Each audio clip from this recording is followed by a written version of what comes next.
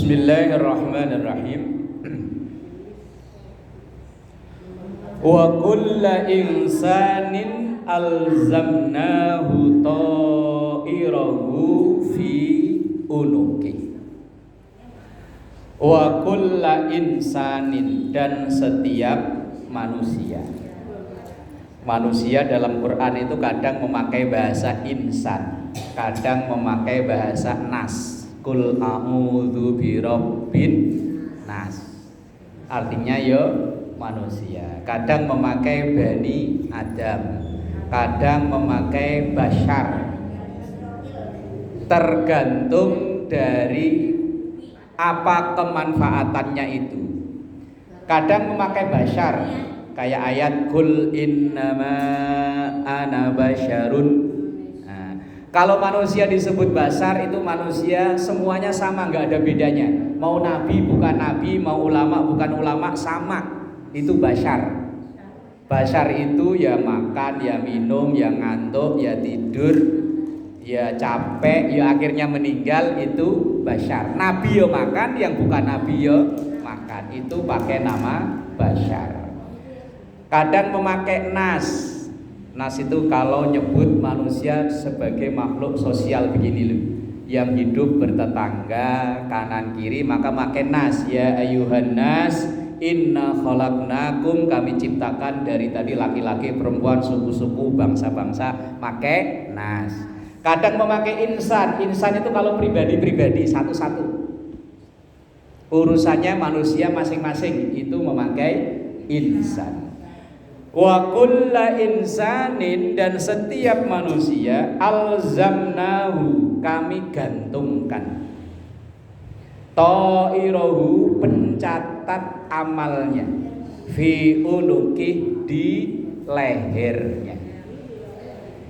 Kalau bahasa sekarang, bahwa setiap manusia itu dilengkapi dengan chip atau kartu yang nyatet, merekam semua kegiatan kita 24 jam, gak pernah berhenti. Di mana itu? Fi unuki, leher. Gak tahu sebelah mana ini. Di badan kita itu ada semacam, kalau kayak HP ini ada kartu memorinya. Lah kartu memori itu akan otomatis nyatet, ngerekam 24 jam, gak pernah berhenti setiap apa yang kita lakukan. Sementara operatornya malaikat Raqib dan Atid, dan gak pernah error itu. Kalau HP bisa error, laptop bisa error, kamera CCTV bisa error, tapi chip ini yang ditanam oleh Allah, yang ngawasi Raqib dan Atid, selamanya nggak pernah error. Kita mau di mana, bareng siapa, semuanya ada catatannya. Jangan dikira kalau lagi pergi jauh ngumpet nggak ada catat, ya, semuanya ada.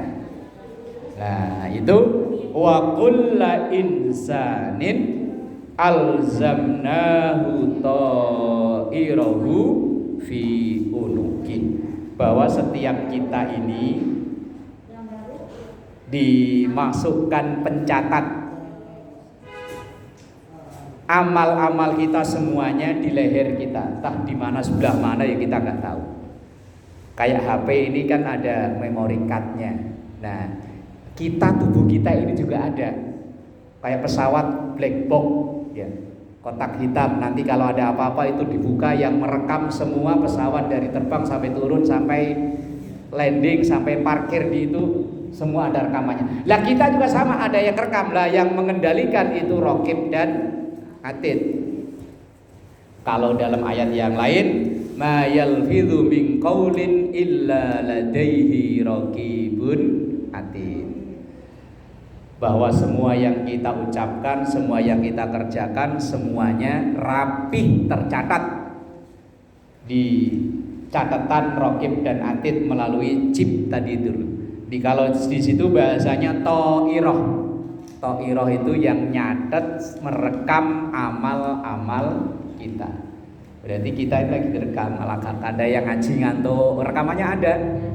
Ngaji lagi ngantuk gini. Kira-kiranya mah khusyuk, ternyata ngantuk. Apalagi kalau dari pagi udah capek ya ngerjain kerjaan rumah tangga, karpetnya empuk masuk, AC-nya adem. Wes. Begitu ngaji dimulai langsung baca doa bismikallahumma. Lah rekamannya ada, kelihatan. Wa kullu insanin alzamnahu ta'irahu fi unuki. Lah terus wa nukhriju lahu yaumal qiyamati kitaban yalqahu mansyura. Wa nukhriju, dan chip itu nanti akan dikeluarkan lahu untuk insan atau untuk orang tersebut yaumal qiyamati, di hari kiamat. Kitaban udah berbentuk kayak catatan, kitab. Yalqahu, yang akan dibeberkan, mansyuro, dengan terbuka biak. Biak itu terbuka begini. Jadi chip kita ini nanti akan diputer ulang, disetel, dilihat oleh semua orang dari zaman Nabi Adam sampai orang terakhir. Jadi yang kita lakukan nanti semuanya kelihatan. Misalnya lagi ngitung kotak amal, kok ada yang ngumpetin 20.000 tuh kelihatan, diumpetin. Oh ternyata dia pelakunya. Kelihatan di layar besar, kelihatan. Kita yalqahu mansyura. Kitab itu maksudnya rekaman amal kita nanti akan disetel ulang, dan mansura itu artinya terbuka. Ibarat orang sidang terbuka, semua siapapun bisa lihat. Jadi misalnya yang dulu pernah suaminya sering kehilangan duit, perasaan kemarin di dompet 500 kok tinggal 300. Yang dituduh anaknya, karena anaknya nurun maknya. Kelihatan, semuanya kelihatan. Ibu kalau nyuci celana laki di situ ketinggal duit 300, dipulangin apa di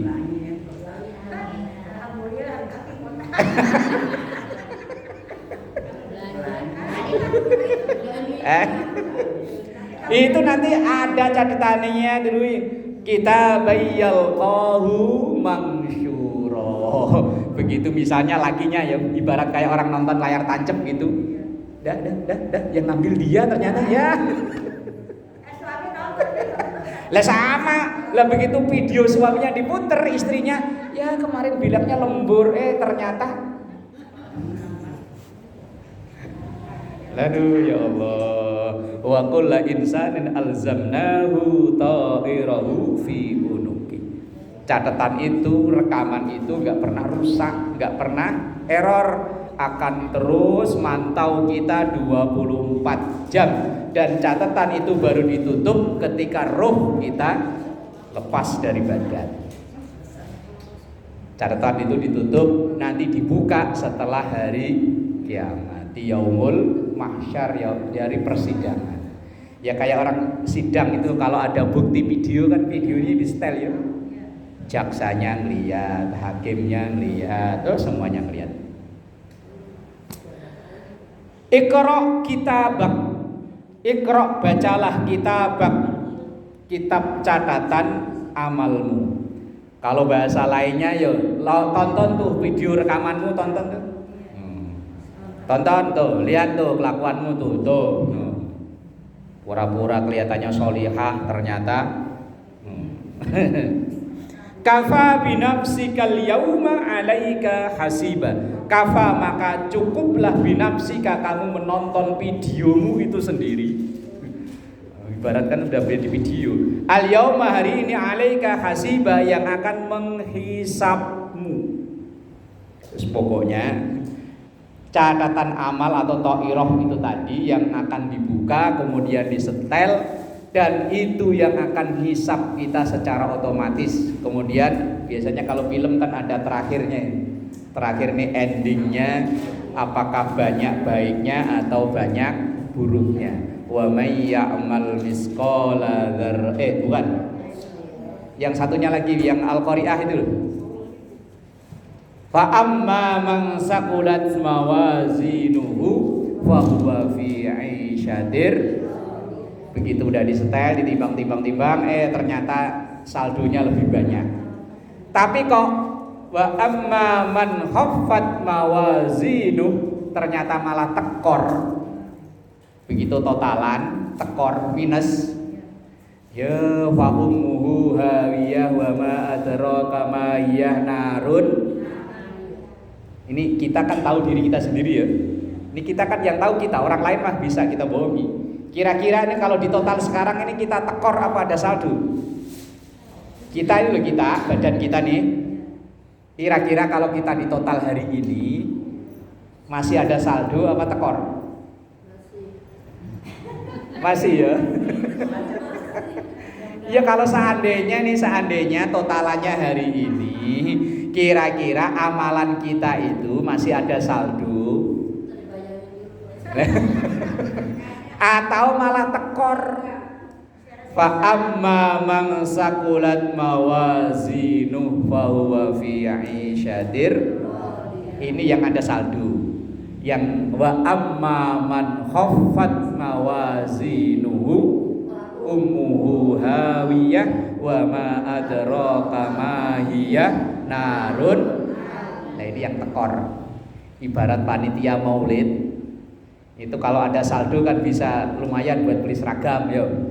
Lah kalau tekor ini gimana? Lah kira-kira kita ini tekor apa saldo? Ya yang tahu jawabannya kan kita masing-masing kan. Kalau orang lain apalagi ibu-ibu ketemu saya seminggu sekali. Saya di sini pura-pura alim kan bisa. Begitu nyampe rumah, mbuh. Yang tahu kita ya. Makanya makanya chip catatan amal tadi kan di leher, tahu leher bagian mana ya nggak tahu. Nah iya ada chipnya. Kalau HP ya ada memorinya. Iqra kitabak kafa bi nafsikal yauma 'alaika hasiba. Wis baca sendiri, lihat sendiri itu rekaman amal. Nanti cukup sebagai penghitungnya, sebagai hisabnya. Wis enggak ada yang error kelewatan, enggak ada. Semuanya ada. Man ihtada fa innama yahtadi li nafsi. Man siapapun ihtada yang memperoleh hidayah. Fa innama yahtadi li nafsih, maka Allah akan memberi hidayah untuk dirinya. Ini musola kita al-hidayah ya. Mungkin dulu orang yang ngasih nama musola ini entah siapa, mungkin udah gak ada orangnya ya. Harapannya setiap orang yang masuk ke sini ini adalah orang-orang yang memperoleh hidayah. Harapannya. Karena hidayah ini hak mutlak Allah, mau diberi kepada siapapun ya terserah. Allah mau dekat, mau jauh, mau keluarganya siapa, mau anaknya siapa, kalau memang dia yang memperoleh hidayah ya itu. Fa innama yahtadi li nafsi.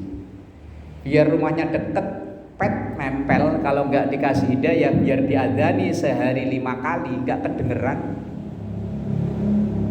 As-salatu khairum minan naum, nggak kedengeran.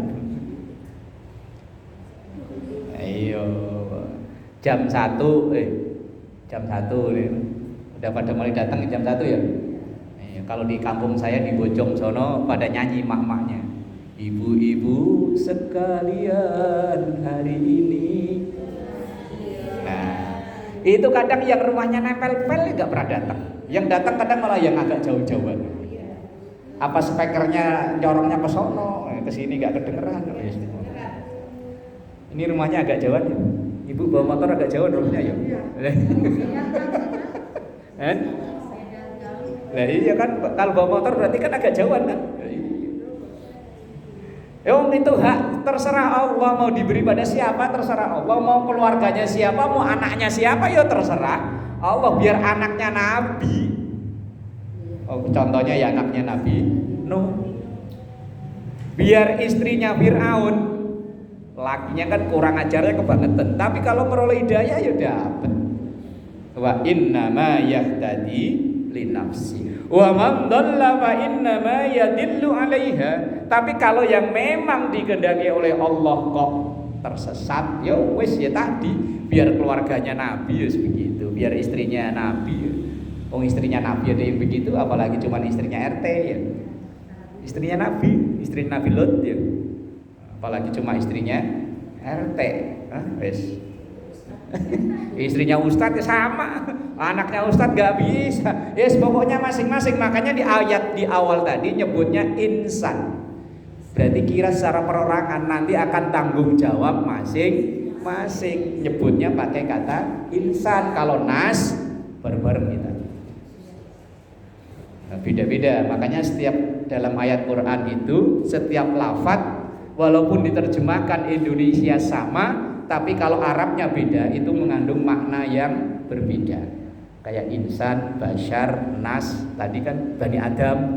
Nah itu walaupun diterjemahkan Indonesia sama manusia, tapi Arabnya nanti maksudnya beda. Lah ini pakai nama insan, maka di belakangnya ini urusan pribadi masing-masing.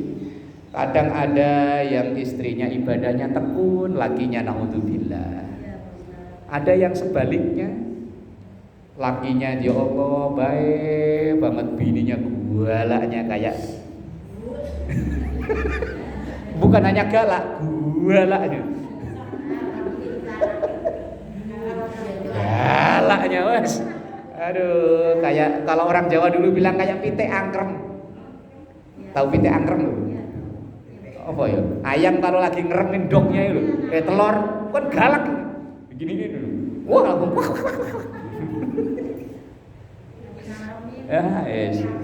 ya, insan itu manusia secara pribadi kita. Kemudian wala taziru waziratu wizra ukhra. Nah, ayat ini turun itu kadang di ucapan sehari-hari kita sering dengar. Ini dulu ada orang namanya As bin Wa'il kalau nggak salah. Beliau itu ngomong ke orang-orang, silahkan kalian mabuk, silahkan kalian judi, silahkan main zina, nanti yang nanggung dosanya saya. Itu dulu ngomongnya begitu. Lah sekarang juga sering saya dengar omongan begitu. Ya udah biarin, ntar saya yang nanggung. Ya entah bercanda entah beneran. Tapi ayat ini dulu turunnya sebabnya ada orang ngomong begitu. Wala taziru waziratu wizra ukhra, bahwa orang itu tidak bisa menanggung dosanya orang lain. Yes, tadi kan urusan masing-masing. Lah, kalau ada orang tua nggak didik anak, itu bukan nanggung dosa anak, tapi orang tua dapat tambahan dosa karena maksiatnya anak. Tapi anak nanti tetap nanggung dosanya sendiri. Kalau yang disebut nanggung itu berarti kan udah ibu maksiat aja, nanti saya yang nanggung, berarti kan ibu nggak dosa lagi kan. Kalau ini enggak. Kalau misalnya kita punya anak itu ahli maksiat, kita itu bukan nanggung dosanya anak, tapi kita dapat tambahan dosa gara-gara kelakuan anak. Tapi anak ya tetap nanggung dosanya sendiri. Kita double dosa kita ya kita tanggung, lah terus kemudian dapat tambahan. Bukan tambahan, bukan nanggung. Kalau namanya ditanggung, nanti yang kita tanggung bebas. Misalnya, yaudah ayo makan, saya yang nanggung. Berarti yang makan nggak usah bayar kan? Nah, bukan begitu. Logikanya nggak begitu. Nah, lah iya berat. Lah kalau itu mah urusan selesai. Yang dimaksud ini orang yang nggak peduli sama anaknya, kadang malah lebih peduli sama ayam. Ayam itu kadang maghrib kalau belum pulang dicariin. Anak kadang sampai tengah malam nggak dicariin. Saya mohon maaf ya, kadang agak miris itu kalau saya mau ngisi pengajian subuh. Saya berangkat dari rumah kadang kan jam 3, setengah 4. Di sepanjang jalan ketemu, kalau anak laki saya mungkin biasa, anak perempuan pakai jilbab. Yang nongkrong di Kebun Baru itu, yang nyebrang dari Kebun Baru mau ke arah Kebantenan, itu kan kolong tol. Kalau subuh itu jam 3-an. Ya Allah, banyak di situ. Itu hari biasa. Hari biasa bukan hanya hari Minggu. Ulang lembur apaan loh. Ya Allah, ini kadang saya batin loh. Ini orang tuanya memang udah cuek, apa orang tuanya udah patah semangat? Patah semangat itu maksudnya udah dinasihatin macam-macam tapi tetap gitu. Dan itu bukan hanya satu tempat loh. Banyak. Enggak, maksudnya pada berdiri. Ya pada nongkrong di situ loh di kolong tol. Jam segitu nunggu mobil apa? Anak-anak ABG kalau saya lihat mungkin ya kayak usia-usia sekolah lah masih. Kalau mungkin ya kalau usia-usia kerja mungkin pulang kerja mungkin. Lah itu hampir setiap saya ya Allah. Kadang saya berpikir kalau husnudonnya saya ya mungkin orang tuanya udah capek nasihatin. Tapi kadang suudonnya ya kan ya Allah itu anak dulu lahirnya ngedennya setengah mati apa setengah hidup. Giliran udah gede di ya Allah. Kalau laki mungkin saya nganggapnya dah biasalah laki, perempuan. Dan akhir-akhir ini saya lihat kadang malah banyak yang pada pakai jilbab. Ya Allah. Saya pernah ngobrol sama orang yang punya warung sebelah sini. Wah, tiap hari itu Pak. Tiap hari udah situ. Ntar kalau ada polisi lari, ntar kalau nggak ada polisi balik lagi. Yo, ya kita husnudonnya orang tuanya udah nasihatin ayo. Cuman kadang kenakalan remaja atau apa ya semoga-moga anak kita jauh dari itulah. Wala taziru waziratu wizra ukhra, bahwa orang itu nggak bisa nanggung dosanya orang. Kalau dapat tambahan bisa. Misalnya dapat tambahan itu begini. Di wilayah itu dulu nggak ada itu yang apa namanya main-main judi.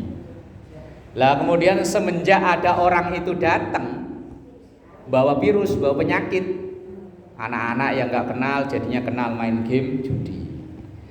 Lah itu nanti di akhiratnya ada hadis man sanna sunnatan sayyi'atan walahu wizruha wa wizru man amila biha, bahwa orang yang pertama kali mengawali satu dosa maka ia mendapat dosa dari maksiatnya itu dan tambahan dari dosa-dosa orang yang melakukannya.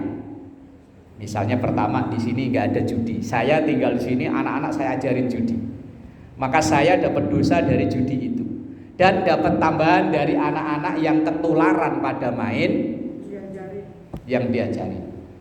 Nah, itu namanya tambahan, bukan tanggungan, bukan. Karena orang itu nggak bisa nanggung dosanya orang masing-masing, tapi kalau tambahan bisa. Wala taziru waziratu wizra ukhra. Lah ayat ini kan dulunya tadi As bin Wa'il atau Umayyah bin Khalaf ya, antara dua orang itu yang ngomong begitu, udah silakan mabuk, silakan ini nanti saya yang nanggung.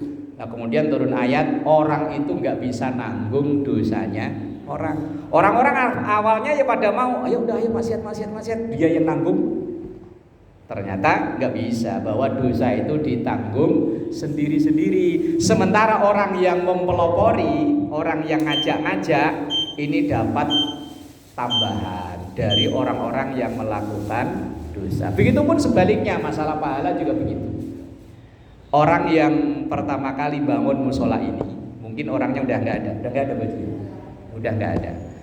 Dia dapat pahala dari jariah yang dipakai untuk bangun ini, dan juga dapat tambahan pahala dari orang-orang yang memakai musola ini.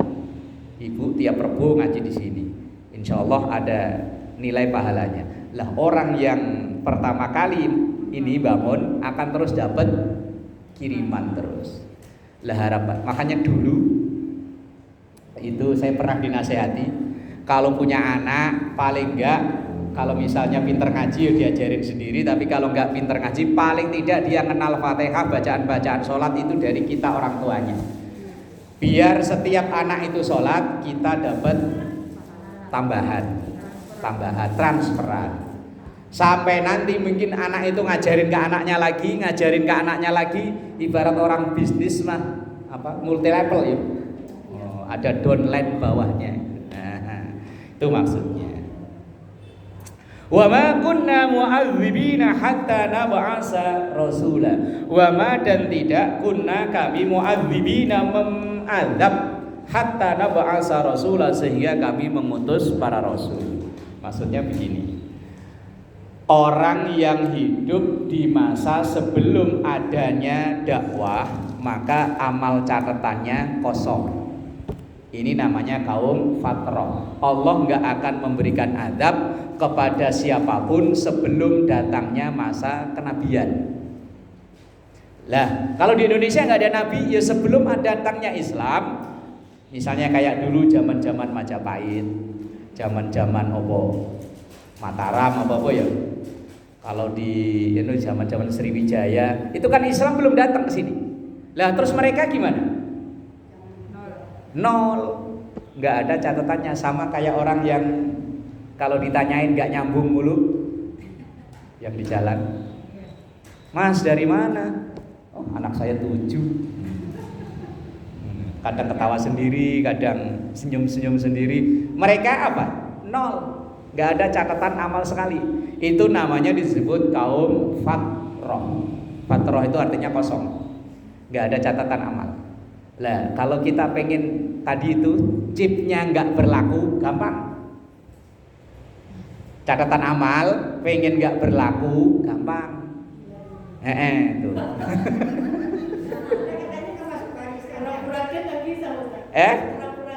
Lah kalau pura-pura nggak bisa, wong ininya nggak bisa dibohongin masalahnya. Ini kan catatannya tadi kan diunuki di leher kan. Nah itu nggak bisa dibohongin. Ini pura-pura apa beneran ya nggak bisa dibohongin. Begitu misal umpama, ya na'udzubillah min dzalik lah ya, pulang dari sini kejedot,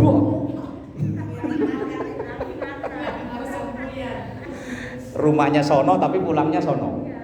Wes mupeng nggak ketemu rumahnya. Wes pokoknya hari itu catatan amal prek. Tapi nanti kalau udah ingatannya balik lagi. Makanya kalau pengen bebas, kalau kepetok doang akalnya masih ada ya nggak bisa. Ya Allah, ya Allah, ya Allah. Wa ma kunna mu'adzibina hatta nab'asa rasula. Bahwa azab Allah itu tidak berlaku bagi kaum yang belum kedatangan rasul. Kalau kita ya belum kedatangan dakwah, makanya orang balik mukallaf yang kena hukum itu kan syaratnya ada 4. Satu, pertama akalnya sehat. Pertama yang penting akalnya sehat. Pokoknya semua ibadah kalau kita ngaji fikih syaratnya akalnya sehat. Yang kedua sudah cukup umur. Biar akalnya sehat, tapi kalau masih bocah ya belum. Yang ketiga, tidak cacat dari lahir penglihatan dan pendengaran. Kalau orang dari lahir cacat penglihatan dan pendengaran, dia tidak mukallaf, nggak kewajiban sholat. Lah ngajarin sholatnya gimana dong? Dia nggak lihat, nggak denger. Kalau dia hanya sekedar nggak lihat tapi masih denger, bisa diajarin. Kalau dia hanya nggak bisa dengar tapi bisa ngelihat, bisa diajarin. Tapi kalau dua-duanya ini bawaan dari lahir, nggak ngelihat, nggak denger, maka dia tidak mukallaf, nggak kena kewajiban hukum. Yang keempat yaitu mukallaf itu apabila sampai dakwah kepadanya. Kalau dulu di zaman Rasul yang bawanya ya langsung Rasul. Kalau kita di Indonesia dulu yang bawa ya para wali, para ulama-ulama zaman dulu. Kalau misalnya 4 ini nggak terpenuhi, maka tidak disebut mukallaf, nggak wajib sholat, nggak wajib zakat, nggak wajib puasa. Lah kita akal, waras, ya. Umur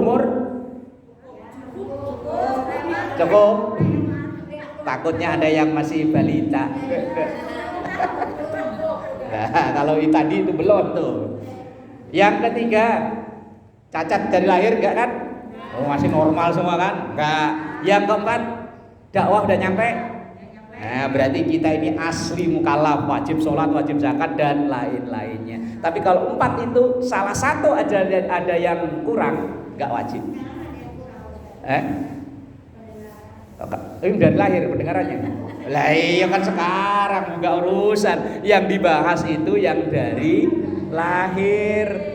Lah kalau berhubung udah segini kok diomongin harus kayak orang teriak. Kalau diomongin, "Mak, sholat, bakwan."